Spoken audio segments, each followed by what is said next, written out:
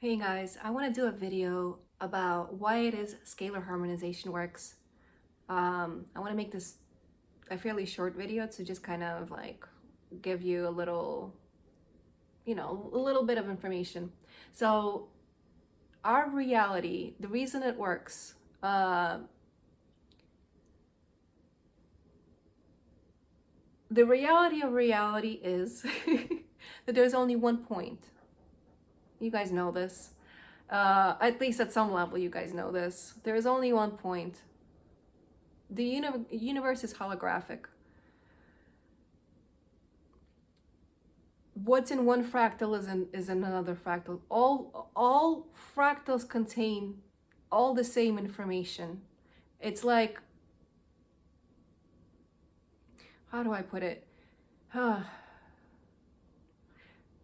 Yeah, I'm not sure how else to put it, but it's everything is just one point, and what's done in one location is happens in another location. I do the air quotes because there is no space, even though I will tell you absolutely there is space. There is time, there is space, and there's also no time. There is also no space. It depends on your perception of reality. And yeah, in our physical reality, time is absolutely a thing, right? I mean, we have clocks and they keep going. That's technically time, right? Space, obviously, space is real, but again, it's our perception.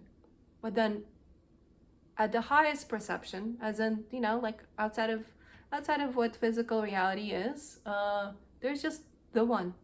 That's it. And so the way scalar harmonization works is I will scalarly encode something, right? Or show on a scalar level to another person their true geometry, their divine blueprint.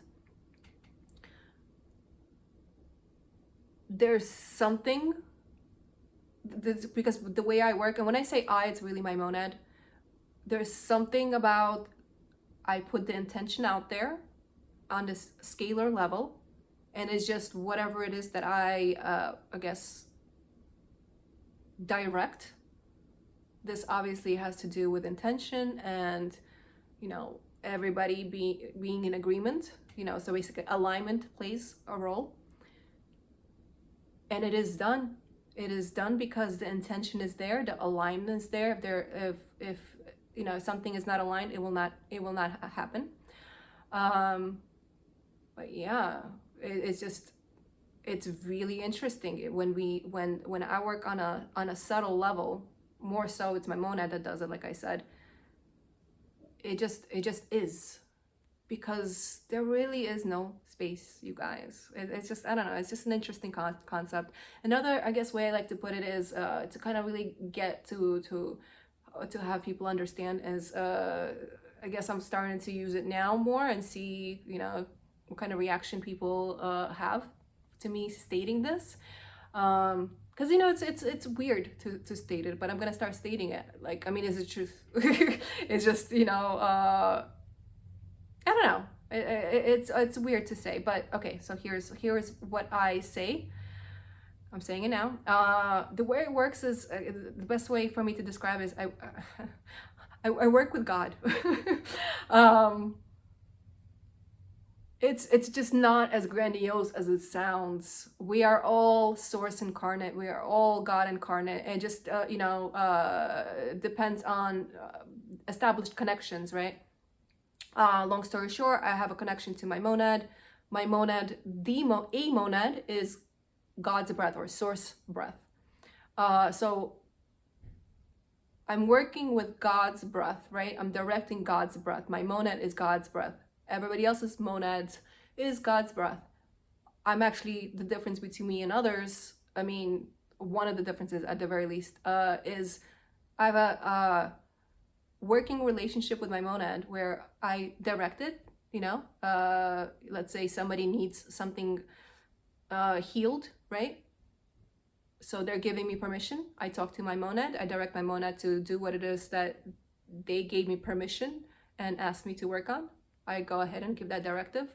And it happens. It happens when the person sleeps. When they wake up, they wake up differently. So like whatever issue they had, they feel much better.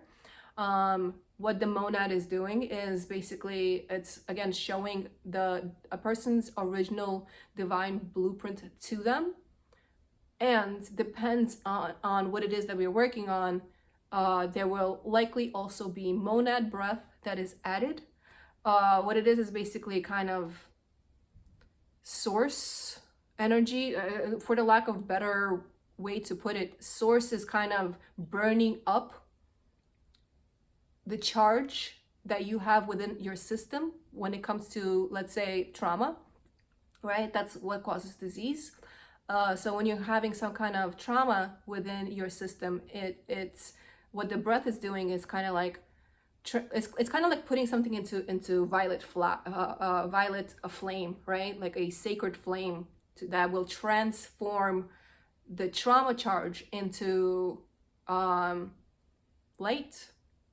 So you just become more light, you know, where your trauma was. And yeah, so that's just kind of wanted to give like a little quick blurb, because I have a larger video about what scalar harmonization is, and I feel like that needed